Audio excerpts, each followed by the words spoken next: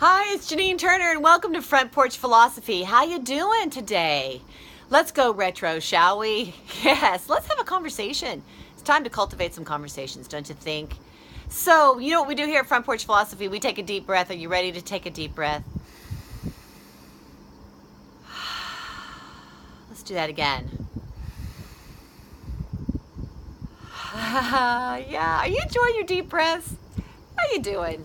Okay, I did this one already, but it didn't take. I guess my camera wasn't going, which I can't see because I don't have my contacts in. So I looked down, it wasn't there. So I'm doing this again. So remember, I'm not a professional philosopher, but that doesn't mean that you and I cannot philosophize, does it? Right? We can philosophize. And this is a great book by Samuel Stumpf, Socrates to Sartre. And what I was talking about is Epicurus. And at first I'm like, I'm not going to like Epicurus because he doesn't believe in God. And you know, he was just, remember that now philosophers are starting to focus on the self, no longer the ideal state, no longer the purpose of life and how we can be of service and be good necessarily, because the Greeks were overtaken by the Roman Empire, and so they no longer felt that they lost their city-states, and they no longer felt that they could really control their destiny, control their country, and so they sort of became apathetic. Like, well, what's the difference? We might as well just focus on ourselves. See any correlations there? And if you want to go to my Janine Turner Front Porch Philosophy channel, I talked about that a lot yesterday, I believe. But Epicurus, at first, he believed in sort of the Big Bang Theory, but it was the Big Bang Theory of atoms. And he believed that, hey, you know, we're just a bunch of atoms, and it doesn't really matter. There's no God. We're just this coincidental bunch of atoms, and then when we die, we're just a bunch of atoms. So just live your life and have a good time. Well, he didn't believe in gluttony, but he felt he was making everyone feel really sort of more relaxed about everything. Well, of course, I don't believe this at all as a Christian, so I'm thinking, you know. But he did say some interesting things. One in particular, when we maintain, this is a quote from Epicurus, when we maintain that pleasure is in the end, we do not mean the pleasures of, well, I'll go on and talk back to the end here. It says, for it is not continuous drinkings and revelings, nor the satisfaction of lust, nor the enjoyment of fish and other luxuries of the wealthy table, which produces a pleasant life, but sober reasoning, searching out motives of all choice and avoidance, and banishing, that's what I like, banishing mere opinions to which are due the greatest disturbance of the spirit. Pretty cool. Isn't that interesting? Let me read that again. Banishing mere opinions to which are due the greatest disturbance of the spirit.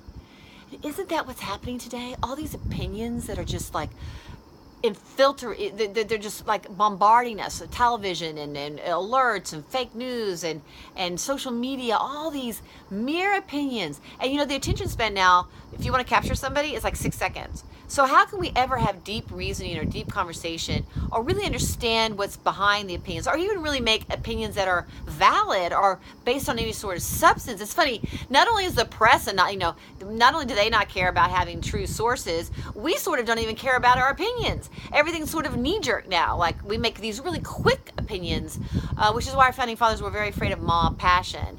We make these quick opinions without really understanding anything anymore. And so I thought that was really, really interesting, that mere opinions can cause a disturbance of the spirit.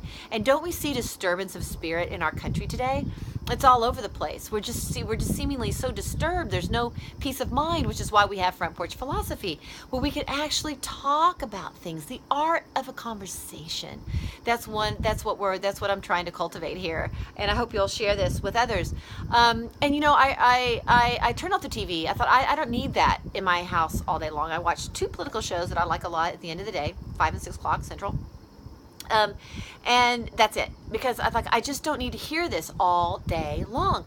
But I heard something really interesting, and I've been a victim of this recently, that journalists really don't even care anymore. If not all journalists, but a lot of journalists don't really care anymore if the article's really even factual.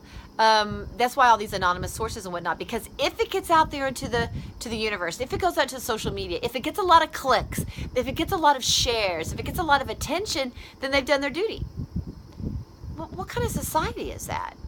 So bringing it back to go retro, things like honesty and integrity and research and validity behind all of our thoughts and opinions, I think is so incredibly important. So see, even from Epicurus, who believed in the collision of atoms, nevertheless, he does talk about the fact that he wanted to banish mere opinions, to which are due the greatest disturbance of the spirit.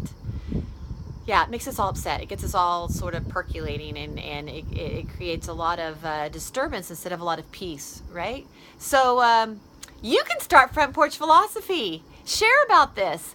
Let's start having some conversations, and maybe we can get beyond mere opinions.